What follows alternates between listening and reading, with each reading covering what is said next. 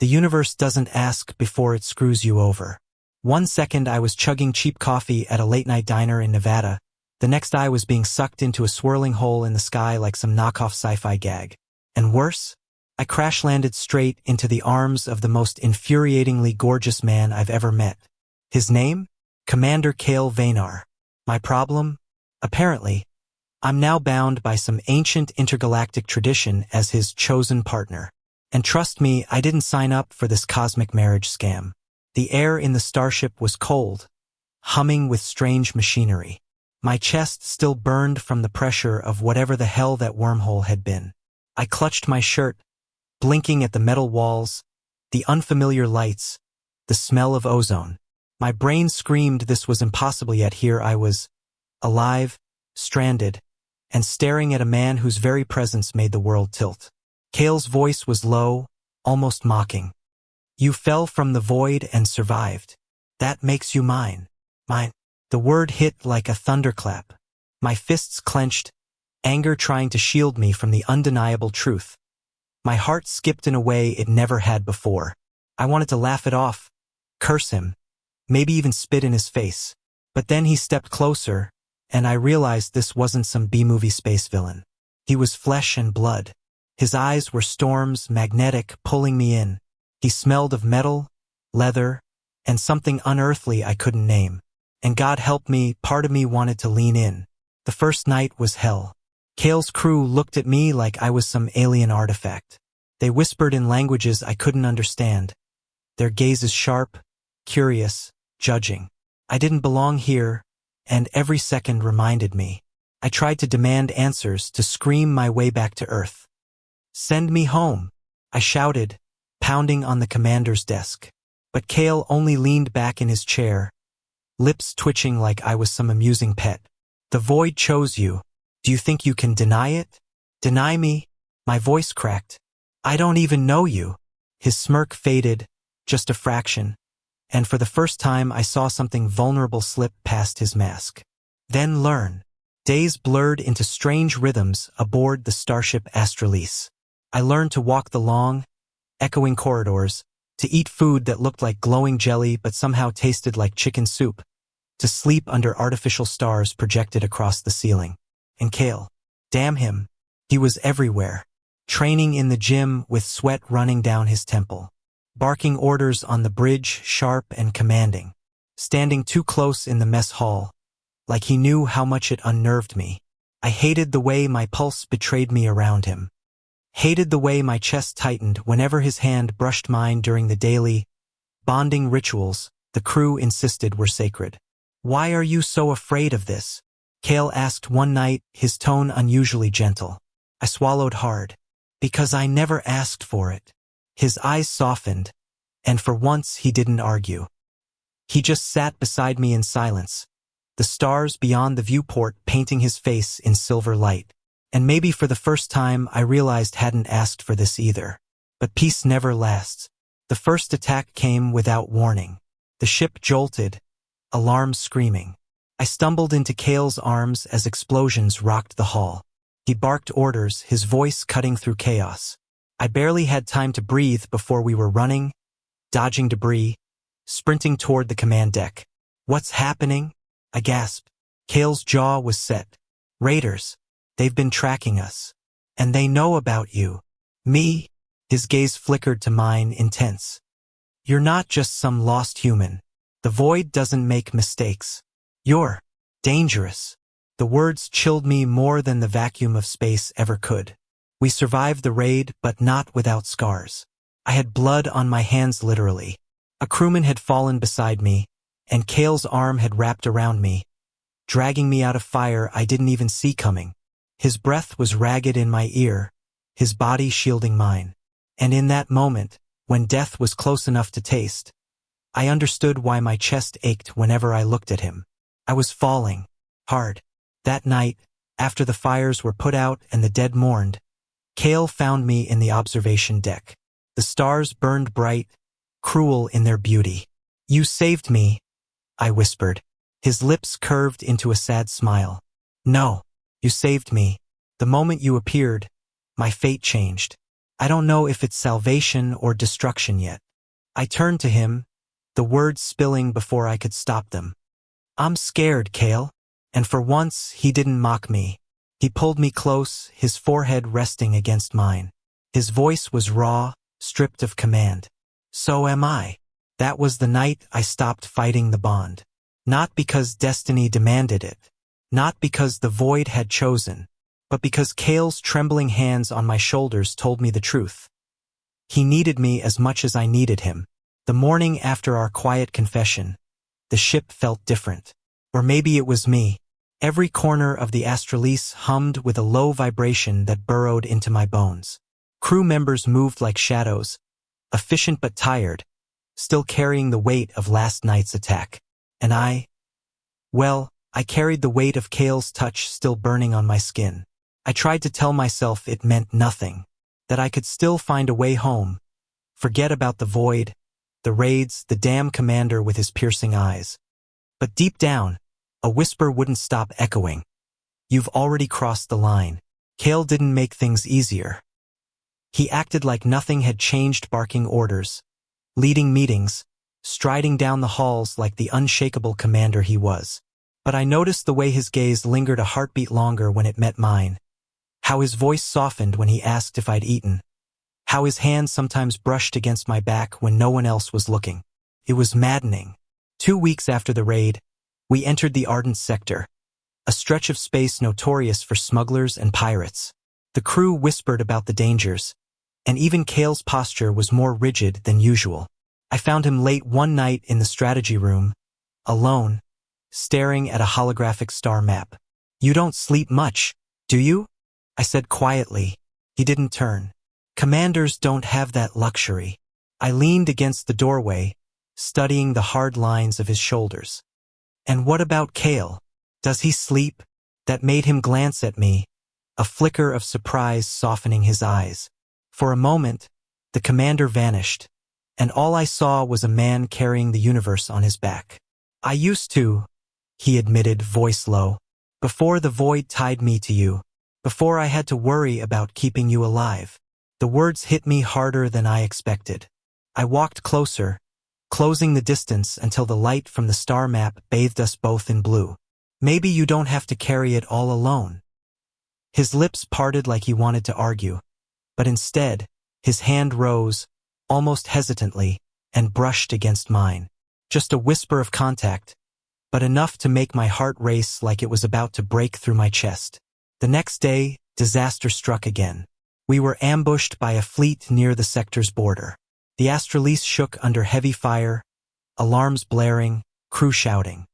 I was shoved into a corner of the bridge as Cale stood tall at the helm, barking orders with terrifying precision. Shields at 30%, a lieutenant shouted. Divert power from secondary systems, Cale snapped. Lock on targets, fire at will. I clutched the railing, useless, terrified, and furious at myself for being both. Watching the crew fight for their lives while I stood frozen was unbearable. Then the ship lurched violently, and sparks exploded from the console near me. Before I could react, Cale was there, his arm around my waist, yanking me away from the fire.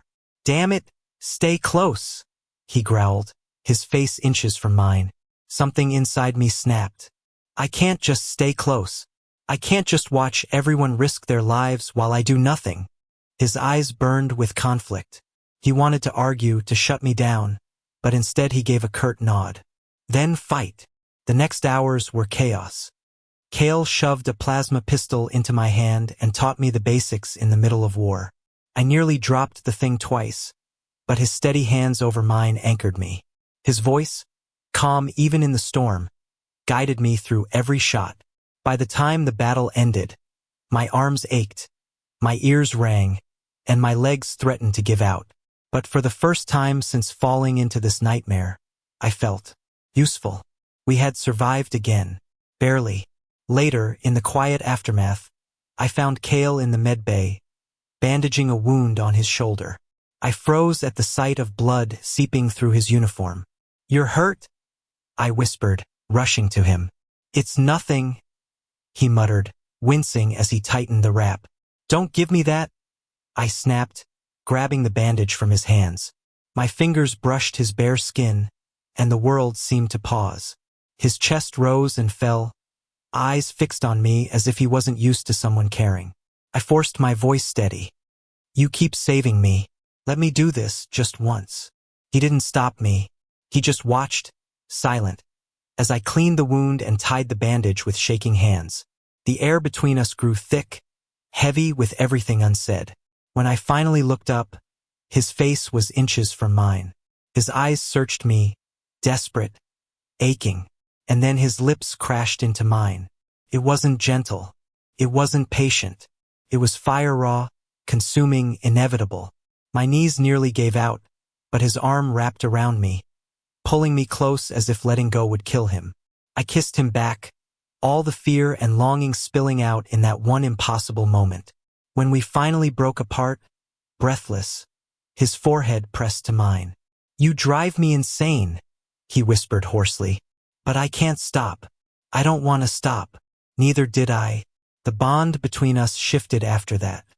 We didn't speak of the kiss, didn't name it, but it lived in every stolen glance, every brush of fingers, every late-night conversation where silence said more than words ever could. And yet, the universe wasn't done testing us. 3 days later, a transmission came through, a bounty placed on my head. Not just any bounty, a galaxy-wide decree offered by the mysterious Dominion Syndicate. Whoever captured me alive would be rewarded beyond imagination. I stared at the message, trembling. Why me? Why the hell do they want me? Kale's jaw clenched, his hand tightening into a fist. "Because you're not ordinary. You survived the void. They think you're a weapon." "A weapon?" I choked. "I'm just a guy from Nevada." His gaze locked on mine, fierce and unyielding. "Not anymore." The crew grew restless. Some looked at me with suspicion, others with pity. I overheard whispers to curse, "He's a target. He'll get us all killed." I wanted to vanish, to run, to curl into myself and pretend none of this was happening. But Kale never let me. He kept me close, his presence a shield even when I resented it. One night I snapped. "Why are you doing this? Why risk your ship, your crew, your life for me?" He stared at me, silent, the weight of the galaxy in his eyes. Then he spoke, voice trembling like it never had before. "Because I can't lose you. Not you." The words undid me. My chest tightened, tears burning my eyes. I hated that he had this power over me, and yet, I didn't want him to stop. But fate had its cruel hand waiting. The Dominion came for us in the dead of space, their flagship dwarfing the Astrolese. Kale's crew scrambled, but we were outmatched. Beams of light tore through the void, shaking the ship to its core. In the chaos, I was captured. I remember the cold grip of armored hands dragging me away, Kale's roar echoing through the ship, his eyes blazing with desperation as the void swallowed me once again. And for the first time, I realized this wasn't just about survival anymore. This was love. And love was the most dangerous battlefield of all. Cold. That's all I felt when I woke. Cold metal beneath me. Cold air burning my lungs. Cold cuffs biting into my wrists. The cell smelled sterile, artificial, humming with a low vibration that made my teeth ache. I wasn't on the Astrolese anymore. The Dominion ship was nothing like Kale's. Where his vessel felt alive, full of breath and warmth and people, this one was hollow, mechanical, soulless. Even the guards outside my cell stood like statues, faceless behind mirrored helmets. Fear clawed at me, but underneath it was something fiercerich. They had ripped me from him. I could still hear Kale's voice echoing, raw and furious, when they dragged me away. Mine. The word replayed in my head like a broken record, keeping me sane in the freezing dark. Days bled together, or maybe weeks, I couldn't tell. They fed me tasteless rations, shoved through a hatch like I was an animal. Scientists in white suits poked and prodded, muttering about void resonance and dimensional anomalies. One of them, a woman with sharp eyes, leaned close once and said, "Do you realize what you are? The void doesn't gift life. It delivers weapons. And you," she smiled coldly, "you're the deadliest one yet." I spat at her. She didn't even flinch. But when they left, I curled into myself, shaking. What if they were right? What if Kale was protecting something monstrous, something I couldn't even see? And yet, in the silence, my mind always returned to him. The way his hand steadied mine during battle. The way his lips claimed me like I was the only star left in the galaxy. The way his eyes softened only for me. I clung to that like oxygen. Back on the Astralise, Kale was unraveling. He stood on the bridge, fists clenched, eyes bloodshot from sleepless nights. Every report from his scouts came back the same. No trace. The Dominion had vanished into the void. Their fleet cloaked by technology even his most advanced trackers couldn't pierce. His crew avoided his gaze, whispering about how reckless he had become. He pushed them harder, drove them to exhaustion, chasing shadows in a galaxy that suddenly felt endless. In the rare moments he allowed himself solitude, Kale pressed his forehead to the cold glass of the observation deck and whispered into the stars. "Hold on. Just hold on for me." The rescue didn't begin with a plan. It began with betrayal. One of the Dominion scientists defected, leaking coordinates in exchange for asylum. Kale didn't hesitate. He assembled a strike team, ignoring his advisor's warnings, ignoring the fact that it was likely a trap. He didn't care. The only thing that mattered was me. Meanwhile, I was reaching my breaking point. The experiments grew harsher. They strapped me to machines, forcing energy from my body until my vision blurred. Once, I screamed so loud my throat tore raw, but the guards didn't even flinch. Afterward, I lay in my cell, trembling, convinced I couldn't survive another day. And then I heard it, a voice through the vents. Low, rough, familiar. "Breathe, just breathe. I'm coming, Kale." I pressed my palms to the cold wall, tears burning my eyes. "Don't you dare be late." The breakout was chaos. Explosions rattled the Dominion ship as Kale's strike team tore through the hull. Sirens blared, lights flickered, guards scrambled. My heart pounded as footsteps thundered down the corridor toward my cell. And then was there, Kale, covered in soot and blood, eyes blazing like twin suns. He didn't speak.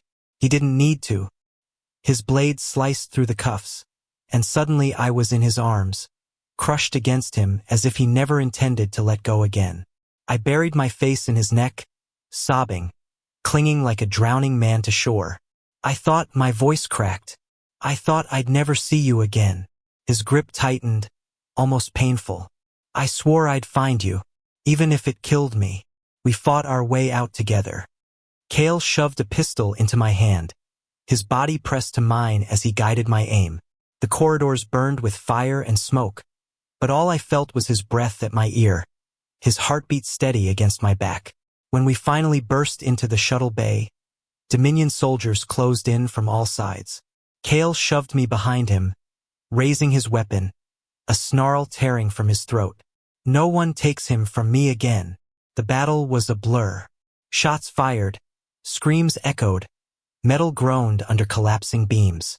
But somehow, through sheer fury and willpower, we carved a path to the escape shuttle. As the hatch sealed shut and the engines roared to life, Kale collapsed into the seat beside me, blood seeping from a wound in his side. Panic surged through me. "Kale, stay with me, please." His hand found mine, weak but steady. His lips curved into a faint, exhausted smile. "Told you, I'd come back." And then his eyes closed. The flight back to the Astralise was agony. I held him the whole way, whispering his name, refusing to let go. When the medics rushed him away, I followed like a shadow, ignoring every order to stand back. Hours passed in a blur of white lights and hushed voices. I sat outside the infirmary, hands shaking, replaying every moment in my head, the way he'd looked at me, the way he'd fought for me, the way he'd bled for me. Finally, the doors slid open, and the chief medic emerged. "He'll live, but he needs rest." Relief hit so hard I nearly collapsed. When I was finally allowed inside, Kale lay pale but breathing steady, tubes and monitors surrounding him. I pulled a chair close, taking his hand gently in mine. For a long time, I just sat there, watching him, memorizing the lines of his face, the softness that only showed when he slept. "You idiot," I whispered, voice breaking. "You could have died. For me." His fingers twitched, curling weakly around mine. And though his eyes stayed closed, his lips parted just enough to murmur, "Always. For you." Tears spilled down my cheeks. I leaned forward, pressing my forehead to his hand. "Then I swear, I won't run anymore. I'm yours, Cale, for as long as the stars burn." In the days that followed, Cale recovered slowly, stubborn as ever, cursing the medics every time they tried to confine him to bed. But something between us had shifted irreversibly. The crew saw it too. Their whispers changed from suspicion to respect. They no longer looked at me as a burden, but as the reason their commander had fought harder than ever before. One night, when the ship was quiet, Cale and I stood together on the observation deck. The stars stretched endless before us, a sea of light and possibility. His arms slipped around my shoulders, pulling me close. "The void may have stolen you from your world," he said softly, "but it gave you to me, and I'll never let go." I rested my head against him, my heart finally at peace. Good, because I'm done fighting it. And in the silence of the cosmos, with his warmth anchoring me, I knew the void hadn't cursed me. It had given me the one thing I never knew I needed: love. Recovery wasn't instant. Cale might have survived the Dominion, but scars lingered not just on his body, but in the silent way his gaze sometimes drifted, as if he was still fighting battles in the shadows of his mind. And me? I carried my own ghosts from the cold, sterile cell, from the experiments that stole parts of me I couldn't name. But we weren't alone anymore. The Astralise moved like a living thing, its crew adapting, healing, laughing again in the mess hall, training together in the gyms. And slowly, painfully, Cale and I stitched ourselves back together in that rhythm. One morning, weeks after the escape, I woke to find him gone from the infirmary. Panic shot through me until I followed the faint sound of voices and found him on the bridge, standing tall, his uniform crisp, issuing orders like he'd never been broken at all. But I saw the way he leaned on the console when no one was watching, the tightness around his jaw when pain lanced through him. I walked straight onto the deck, ignoring the startled looks from the crew. "Commander," I said loudly enough for everyone to hear, "sit your ass down before you fall over." The room went silent. A few crew members looked like they might choke on their own laughter. Cale turned, his glare sharp enough to cut steel. But then, his lips twitched, just a fraction, enough to send warmth flooding my chest. "Dismissed," he growled at the crew, and when they'd filed out, he turned to me. "You really enjoy undermining me in front of my people, don't you?" I folded my arms. "Only when you're being an idiot." His laughter, real, unguarded, soft, echoed through the empty bridge. And in that sound, I heard the man behind the commander, the one who belonged only to me. We spent more time together after that. Not because duty demanded it, not because of the void's bond, but because we wanted to. Some nights, we walked the corridors until dawn, talking about everything and nothing. He told me about his childhood on a war-torn colony, about the weight of rising to command so young. I told him about Earth, about late-night diners, cheap coffee, and the desert skies of Nevada that felt endless but never as vast as the stars. He listened with a hunger I hadn't expected, like every detail of my world was a treasure he needed to keep. Other nights, we didn't talk at all. We just sat in silence, shoulders touching, watching the universe drift by. And sometimes, when the quiet grew too heavy, he kissed me, slowly, tenderly, like I was no longer a burden or a destiny, but a choice. The turning point came during a council meeting with Allied fleets. They wanted Cale to hand me over to study, to protect, to weaponize. Arguments flew across the chamber, voices rising, fear and greed dripping from every word. I sat at the edge of the circle, silent, the weight of 100 gazes pressing down. My stomach churned, because for a moment I thought maybe Cale would agree. Maybe it was easier to let me go. But then he stood. His voice was thunder, his presence unshakable. You look at him and see power, I look at him and see the man who has saved me more times than I can count. He is not your experiment. He is not your weapon. He is mine. Gasps rippled through the chamber, but he didn't falter. His gaze locked on mine, fierce and unbreakable. Not because of the void, not because fate bound us, because I chose him, and he chose me. Something inside me shattered and reformed all at once. For the first time, Kale wasn't claiming me as destiny's prisoner. He was claiming me as his equal. And when the council finally relented, dismissing us with grumbles and thinly veiled threats, Kale walked straight to me. He didn't care who was watching. He took my hand, warm and steady, and held it as if daring the galaxy to pry us apart. That night, in the privacy of his quarters, I asked the question that had been burning since the void first spat me into his arms. If I could go back, if I could return to Earth, would you let me? The silence stretched, heavy and suffocating. His jaw tightened, his hands curled into fists, and for a terrifying moment I thought he might say yes. But then his shoulders dropped, and his voice broke, raw and unguarded. If it meant your happiness, I would let you go, even if it killed me. Tears blurred my vision. I stepped forward, cupping his face in my hands, forcing him to meet my eyes. You idiot. Don't you get it? Earth isn't home anymore. You are. His breath caught, and then he kissed me like he'd been drowning all his life and I was the only air left. The months that followed weren't easy.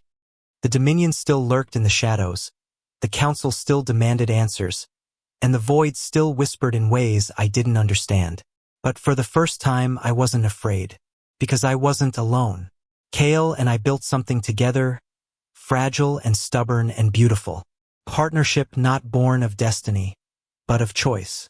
A love forged in fire and sealed in starlight.